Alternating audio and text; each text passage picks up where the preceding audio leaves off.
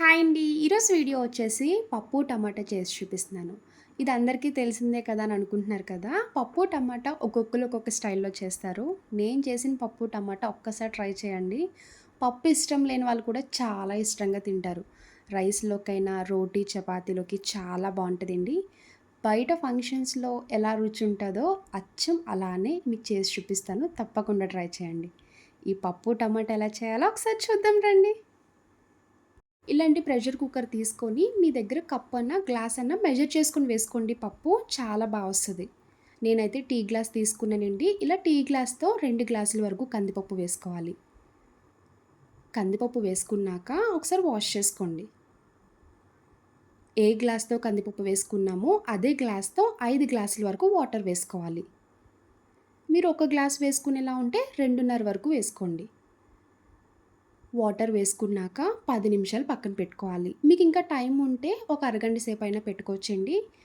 ఇలా పప్పు నానడం వల్ల కందిపప్పు తొందరగా ఉడికిపోద్ది. చూడండి కందిపప్పు అయితే చక్కగా నానింది కదా! ఈ విధంగా నానబెట్టుకోవాలి. ఇప్పుడు టమాటా, పచ్చిమిర్చి, ఉల్లిపాయ కట్ చేసుకొని వేసుకోండి. పప్పులో వేసుకోవడానికి ఒక ఉల్లిపాయ తీసుకుంటే సరిపోతుందండి. ఎక్కువ వేయనవసరం లేదు. 3 పండిన టమాటాలు తీసుకోండి ఇలా పెద్ద సైజు. ఇప్పుడు ముక్కల కింద కట్ చేసుకోవాలి. మరి చిన్నగా అక్కర్లేదు. మీడియం సైజులో కట్ చేసుకోండి. కుక్కర్ పెడతాం కదా! ఎలాగో మెత్తగా అయిపోద్ది. ఈ పప్పు, టమాటా అయితే నాకు ఈ రెసిపీ బ్రాహ్మిన్ ఆంటీ చెప్పారండి. చాలా బావుంటది. కొంతమంది పప్పు, టమాటా అంటే తినడానికి అస్సలు ఇష్టపడరు. ఎంత ఆకలేసినా కూడా పప్పు, టమాటా అని పేరు చెప్పగానే ఆకలి వేయట్లేదంటారు. ఎక్కడి వరకు అక్కర్లేదండి. మా ఇంట్లోనే ఉన్నారు. ఎప్పుడు ఆ ఆంటీ చెప్పారో అప్పటినుంచి ఇలా పప్పు, టమాటా చేస్తున్నాను. చాలా ఇష్టంగా తింటున్నారు.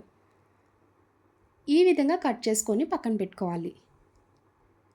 ఇప్పుడు నానబెట్టుకున్న కందిపప్పులో కట్ చేసుకున్న టమాటా ముక్కలు, ఉల్లిపాయలు వేసుకోండి.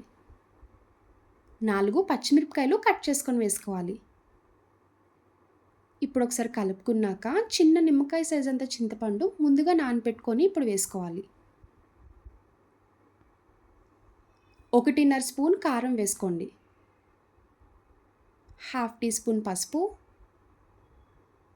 1 స్పూన్ ఆయిల్ వేసుకోవాలి. ఉప్పు మాత్రం ఇప్పుడు వేయకండి. కందిపప్పు ఉడికాక ప్రెషర్ పోతది కదా! అప్పుడు వేసుకుంటే సరిపోద్ది.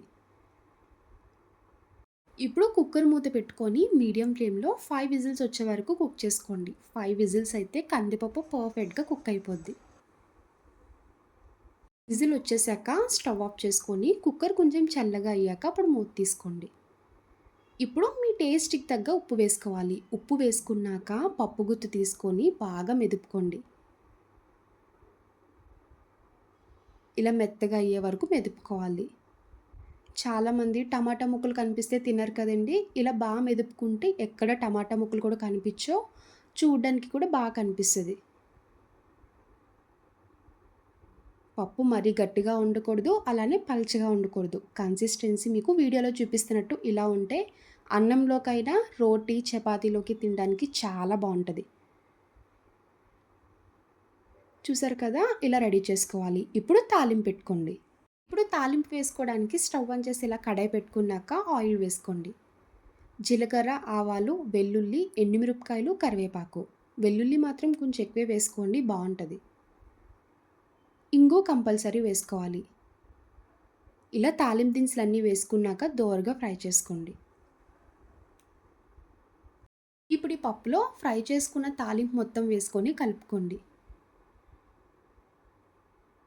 తాలింపు వేసుకున్నాక మళ్ళీ స్టవ్ ఆన్ చేసుకొని మీడియం ఫ్లేమ్‌లో ఒక 2 మినిట్స్ కుక్ చేసుకోండి. సరిపోద్ది. చూసారు కదా! వేడి వేడి పప్పు, టమాటా రెడీ అయిపోయింది. ఇలా ప్లేట్‌లోకి వేడి వేడి అన్నం పెట్టుకొని కాంబినేషన్‌గా బంగాళదుంప ఫ్రై అన్నా, అప్పడాలైనా లేదంటే ఇలా పచ్చడి వేసుకొని తినండి. చాలా బావుంటది. నేనైతే మాగాయ పచ్చడి ఉందని తీసుకున్నాను. పప్పులోకి నెయ్యి కంపల్సరీ వేసుకొని తినండి. అద్భుతంగా ఉంటది. ఇలా వేడి వేడి అన్నంలో పప్పు, నెయ్యి, పచ్చడి చెప్పనక్కర్లేదు. కాంబినేషన్ అయితే సూపర్ ఉంటది. డెఫినెట్‌లీ మీరు ట్రై చేయండి. చూసారు కదా పప్పు, టమాటా ఒకసారైనా ఇలా ట్రై చేసి ఇంట్లో వాళ్ళకి పెట్టండి. చాలా ఇష్టంగా తింటారు. నా వీడియో మీకు నచ్చితే లైక్ చేసి షేర్ చేయండి. ఫస్ట్ టైం చూసేవాళ్ళు ఎవరైనా అయితే ప్లీజ్ అండి నా ఛానల్ సబ్స్క్రైబ్ చేయండి. బాయ్ అండి.